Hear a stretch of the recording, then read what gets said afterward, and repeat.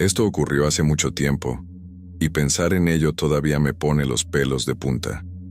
Vivo en el condado de Adair, Kentucky, en una granja de caballos, y un día de verano, hace unos 5 o 6 años, mi madre, que es la entusiasta de los caballos en nuestra familia, encontró un caballo que quería en venta en Lawrenceburg, Kentucky.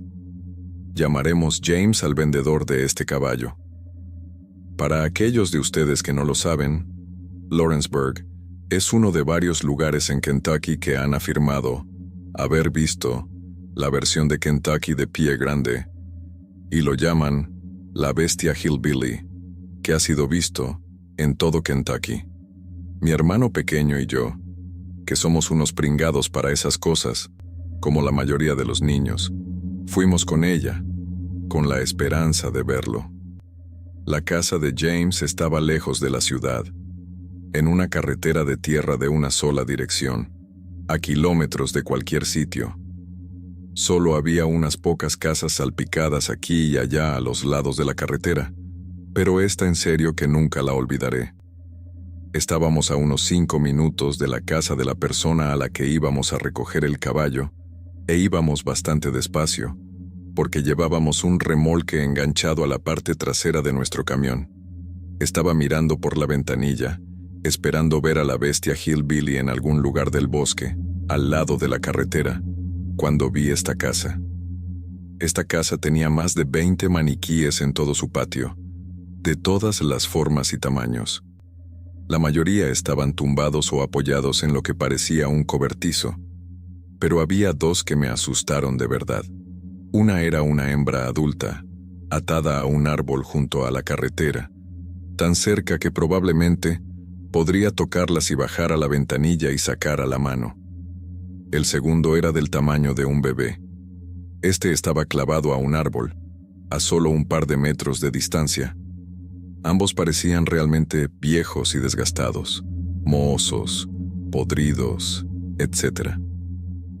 Mi madre paró el coche y nos quedamos todos sentados mirando el lugar. La casa era vieja y destartalada, pero obviamente estaba habitada, pero el cobertizo de al lado parecía casi nuevo, menos lo que parecían pintadas satánicas escritas por todas partes. Así que, asustados, nos fuimos. Una vez que llegamos a James, le preguntamos por el maniquí. Dijo que nunca había visto nada parecido. También dijo que había estado en la ciudad esa misma mañana y que había tomado esa misma carretera, por lo que era probable que la hubiera visto. Una vez que salimos de su casa, tomamos un camino diferente a casa, por lo que no vimos esta casa maniquí de nuevo.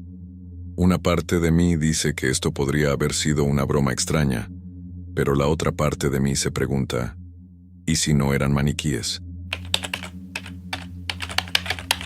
Ahora soy un hombre de 72 años. Esto ocurrió hace mucho tiempo, pero lo recuerdo muy bien.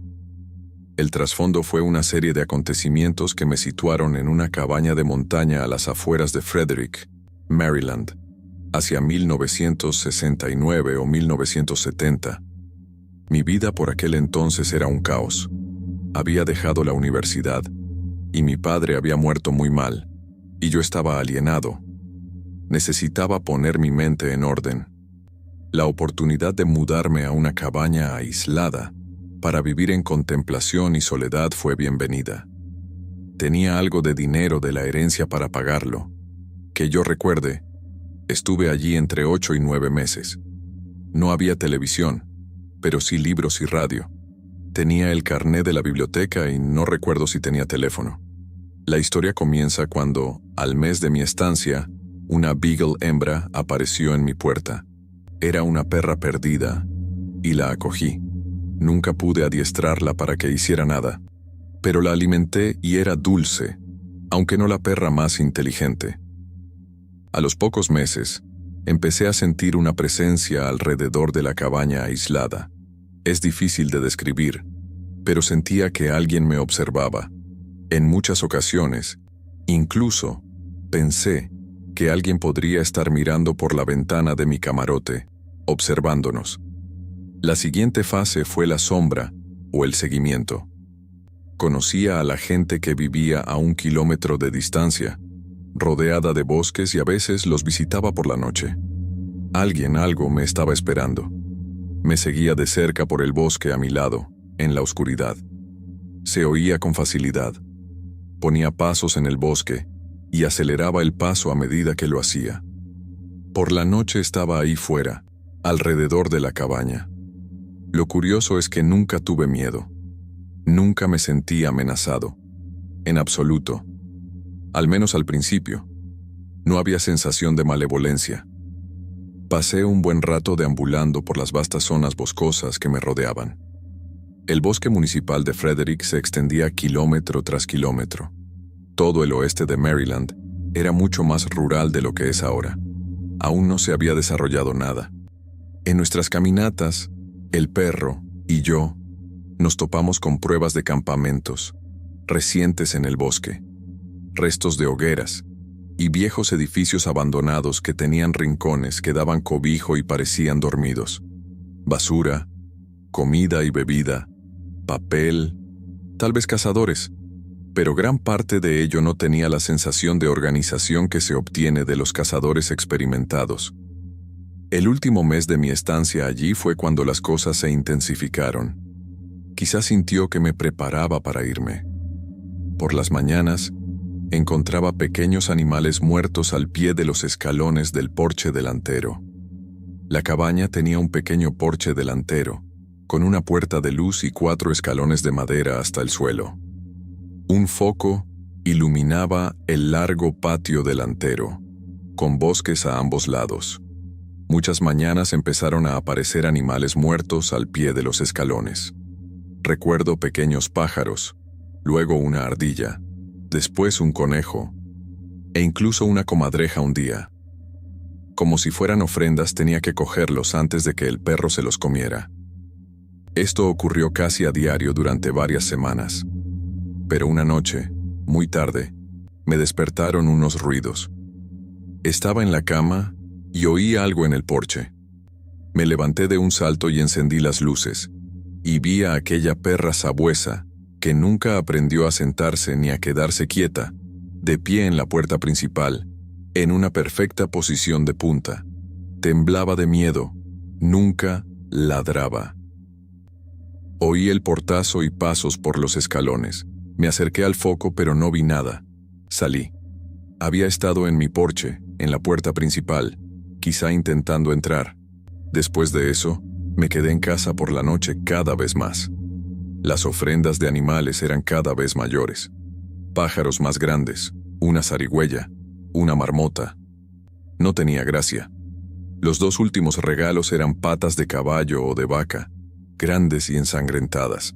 Una estaba desollada. Mierda. El penúltimo día la perra me abandonó. La oía en el bosque, aullando en un rastro, siguiendo un olor. La busqué de todas las formas posibles. Apareció en las semanas siguientes, pero fue en vano. Se fue como vino. Volví a los suburbios de Maryland, a DC. Conseguí un apartamento con un amigo, un trabajo, y seguí adelante con mi vida. Un día, no mucho después, cogí el Washington Post, y había un artículo sobre recientes encuentros con un monstruo de Sykesville. Describía a una criatura alta, parecida a un yeti, cubierta de pelo y con 2 patas, que elegía a una familia o persona y le prestaba atención. Yo no era el único. Esa atención, descrita en el artículo, fue exactamente lo que me pasó a mí. Seguirte por la noche, mirar dentro de casa, regalos, etc. Me sorprendió. Si hubiera encendido ese foco y hubiera visto un Bigfoot o un Yeti, quizás seguiría corriendo. Pero creo que sé quién fue. Sykesville, Maryland, era la ubicación del centro hospitalario de Springfield, un gran hospital psiquiátrico estatal. Estaba a unos 32 kilómetros al este de Frederick. Por aquel entonces, mucha gente sabía vivir en el bosque. Crecieron Hace unos 9 o 10 años vivía con mi madre, mi padre y mi hermana mayor en una casa antigua de un pueblo muy pequeño. Cuando digo pequeño, me refiero a que su única característica principal era una pequeña iglesia y unas cuantas casas dispersas ocupadas en su mayoría por ancianos. En aquella época era verano, así que no iba al colegio ni nada por el estilo, y como estábamos tan lejos, en medio de la nada, pasaba la mayor parte del tiempo en casa, pegado a una pantalla u otra. La rutina habitual era despertarme sobre las 10 u 11. Para entonces, mi madre, mi padre y mi hermana ya se habían ido a trabajar, así que tenía la casa para mí solo. Bajaba las escaleras, me hacía unas tostadas, veía algo en la tele durante una hora y volvía a mi habitación para continuar con el juego que estuviera jugando ese día. Los hábitos de un chico de 17 años aislado del mundo por muchos campos. Debo hacer un breve resumen de nuestra casa. Era una casa de campo antigua con 2 habitaciones arriba, la mía y la de mi hermana, y todo lo demás abajo.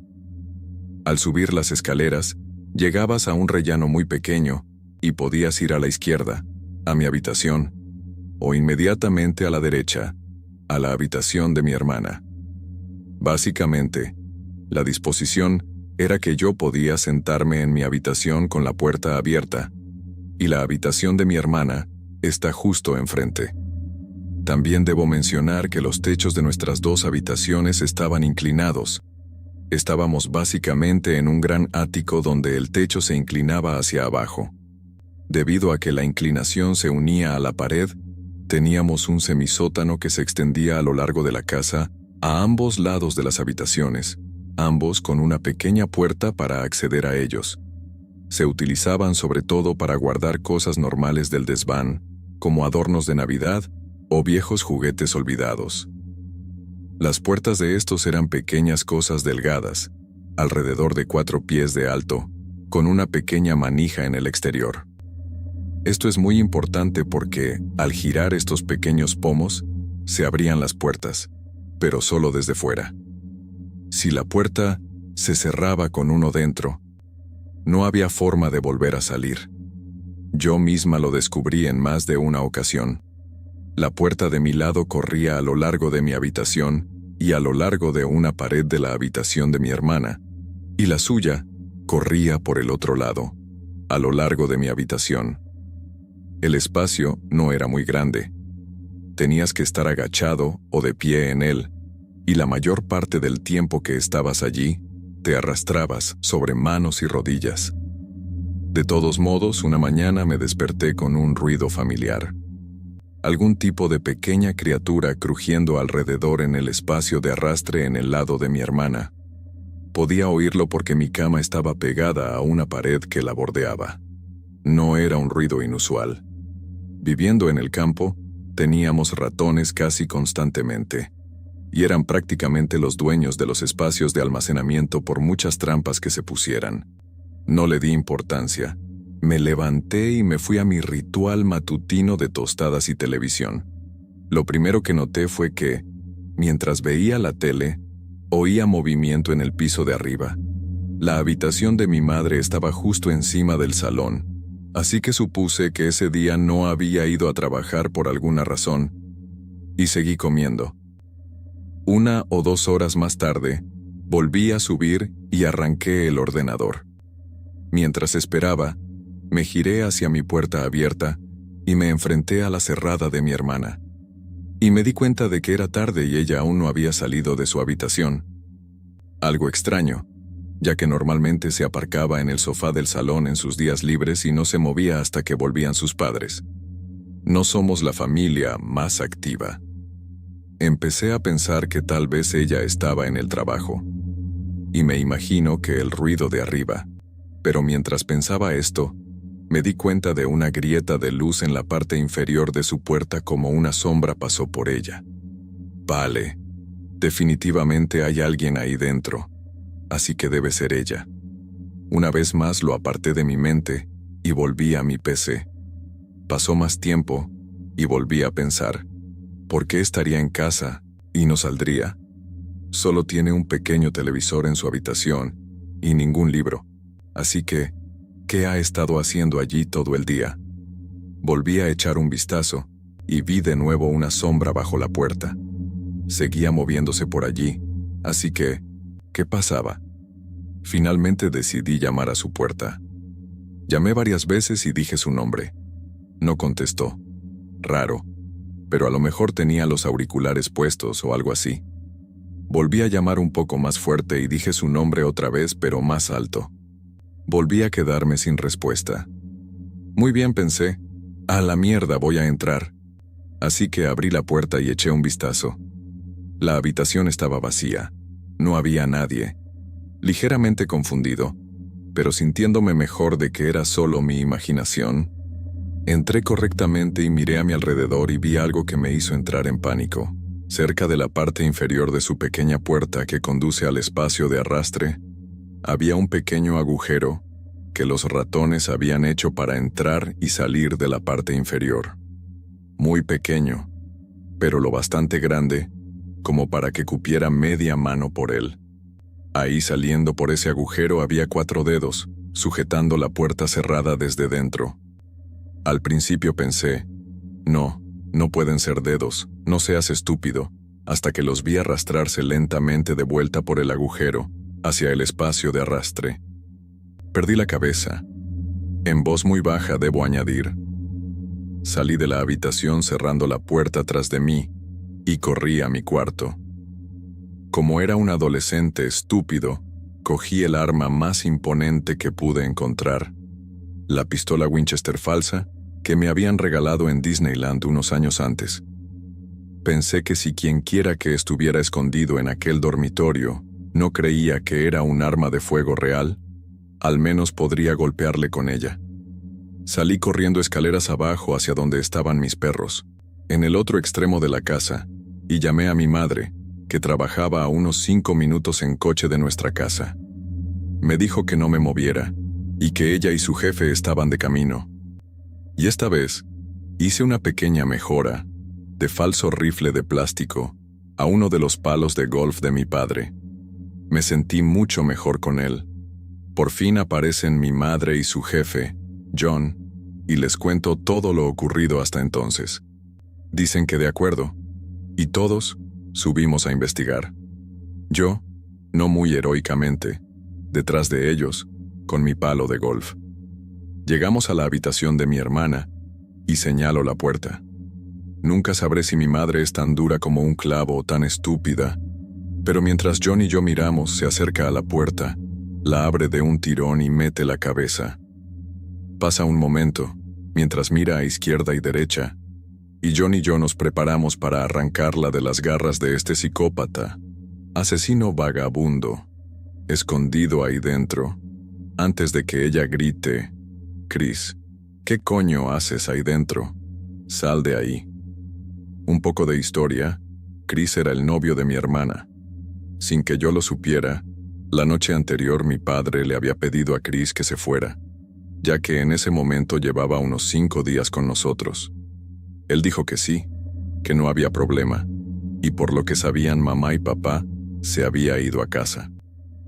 Lo que realmente sucedió fue que en lugar de irse, él y mi hermana habían planeado hacer que pareciera que se había ido. Entonces podría quedarse otra noche. Entonces se despertaría antes de que mi madre gritara a mi hermana para ir a trabajar, como hacía todas las mañanas, y se escondería en el sótano, y dormiría allí hasta que todo el mundo se hubiera ido por el día. El único pequeño obstáculo en su plan, en el que no habían pensado, era, lo has adivinado, yo. Se habían olvidado de que yo estaba en casa, y convenientemente se sentó justo enfrente de la única salida durante la mayor parte del día, por lo que estaba atrapado. Cuando llamé, se escondió detrás de la puerta, y la mantuvo cerrada para no quedarse encerrado. De todos modos, mi madre no tardó en decirle que se largara y que no volviera. Desgraciadamente, no fue la última vez que vimos al tipo, ya que resultó que había robado bastante dinero de la habitación de mi hermana mientras estaba escondido y, como mi hermana toma decisiones terribles, la dejó embarazada y, un año más tarde, rompió ventanas para intentar llegar a ella y al bebé. Durante un tiempo, vivimos en la misma ciudad. Cuando yo iba a la universidad, y él estaba en la cárcel por apuñalar a alguien en otra ciudad. Un gran tipo. Y un pequeño remate a todo esto. Como he mencionado antes, las únicas habitaciones de arriba eran la mía y la de mi hermana. Estuvo allí cerca de 14 horas, sin acceso a un retrete, pero no se preocupó porque tenía un montón de botellas vacías para mear, que amablemente nos dejó para que las limpiáramos. Y por último, un año después, mi madre estaba sacando los adornos de Navidad que estaban al fondo del almacén. Encontró una pequeña bolsa llena de heces. Debo mencionar que la encontró justo al lado de mi cama, al otro lado de la pared. Ese crujido que me despertó ese día era él, escondiendo su mierda entre nuestro oropel y el árbol. Podría contar 1.000.000 de veces en las que, de niño y de joven, sentí miedo o paranoia jugando en el bosque. Es un lugar precioso, y pasé toda mi infancia perdiéndome, no literalmente, por ahí solo o con amigos. De niños nunca nos alejábamos demasiado, pero a medida que crecíamos, nos íbamos aventurando cada vez más, debido a los fuertes y tallas que dejábamos. Esta vez en particular, como 1000 veces antes, mi amigo y yo acabábamos de graduarnos en el instituto. Era nuestro último verano de libertad y lo pasamos acampando y haciendo senderismo. Habíamos decidido buscar un nuevo lugar para acampar, y caminamos lo que nos parecieron varios kilómetros antes de llegar a un bonito claro. La zona era relativamente nueva para los dos. Montamos el campamento y encendimos el fuego. Y el plan era esperar hasta el anochecer, fumar algo de hierba y jugar al Monopoly. En cuanto a la historia, mi amigo y yo éramos un poco más pequeños, un tipo muy bobalicón, pero de familia de silvicultores, y siempre había tenido un profundo conocimiento de todos los árboles y las diferentes plantas con las que nos cruzábamos. No tenía ningún miedo a salir solo de acampada. Si yo pasé 10.000 horas en el bosque, él probablemente haya pasado 50.000. En cuanto a mí, soy un tipo más alto y robusto, y a medida que nos hicimos mayores pasé más tiempo preocupado por las mujeres y los deportes, y el bosque se convirtió en un lugar para pequeñas fiestas. Además, nunca tuve las pelotas de acampar solo. De hecho, mi viejo yo no iba muy lejos cuando estaba solo, porque nunca podía deshacerme de la sensación de ser observado, que probablemente era solo paranoia. Pero aún así, no era una buena sensación. De todos modos, el campamento está listo, y el fuego está encendido. Pero está bajando y necesita un poco de leña. El sol se pone, y los dos estamos cortando, pasando un buen rato. Mi amigo estaba sentado en una sillita que siempre traía, cargando una pipa improvisada, y yo estaba agachado, rompiendo algunas ramas sobrantes de algunos de los troncos que habíamos reunido para el fuego. De repente, una fuerte brisa atravesó el claro. No sabría decir si fue por lo repentino o por qué, pero mi amigo y yo nos detuvimos inmediatamente y nos miramos. La brisa sopló el tiempo suficiente para que el fuego se redujera a una pequeña llama. Nos quedamos completamente quietos en una oscuridad casi total. Ninguno de los dos dijo una palabra. Enfrente de nosotros, al otro lado del fuego, se oían pasos. Sonaban como si alguien corriera, se detuviera y luego volviera a correr. Definitivamente, sobre 2 piernas. Por el sonido, iban y venían por el mismo sitio. Entonces, igual que empezó, se detuvo con un crujido más suave de la maleza. Supe por el sonido que se habían agachado. Yo seguía agachado y sabía que lo estaba mirando en la oscuridad. Mi amigo me agarró del hombro y me dijo, «Colega». Y cuando lo hizo, sentí que me invadía el miedo. Podía sentirlo y oírlo en él. Había estado tan fijada en los pasos y racionalizando lo que oía, que ni siquiera había considerado tener miedo. Pero esto era miedo de verdad. Era crudo y me hacía sentir impotente. Al cabo de un rato, oí que mi amigo cogía unas hojas y las echaba al fuego. Durante la fracción de segundo en que las hojas cubrieron el fuego, estuvimos en completa oscuridad, Entonces el fuego cobró vida. Ambos cogimos rápidamente más hojas y maleza y las echamos al fuego. Yo eché algunos palos y troncos, y ninguno de los dos apartó la vista del lugar ni se movió mucho durante más de una hora. Finalmente, las hojas crujieron y se alejó lentamente. Fuera lo que fuese, había permanecido agazapado observándonos, sin moverse, durante mucho más tiempo del que lo haría cualquier animal. Hasta que no desaparecieron las pisadas, no me di cuenta de que el olor también había desaparecido. Olía como una fábrica de papel, casi a huevos podridos. Durante el resto de la noche, aparte de comentarios susurrados, ninguno de los dos se movió realmente ni dejó de mirar el lugar. Nadie entró en la tienda, y yo tuve un sueño muy corto y ligero, sentado en el suelo con la cabeza apoyada en las manos. Mi amigo nunca se durmió. Por la mañana recogimos y volvimos a casa en silencio. Hasta el día de hoy seguimos hablando de ello. En los 7 u 8 años que han pasado desde entonces, mi amigo el guardabosques no ha vuelto a acampar solo por allí. Para empezar, siempre odié el pueblo en el que vivía.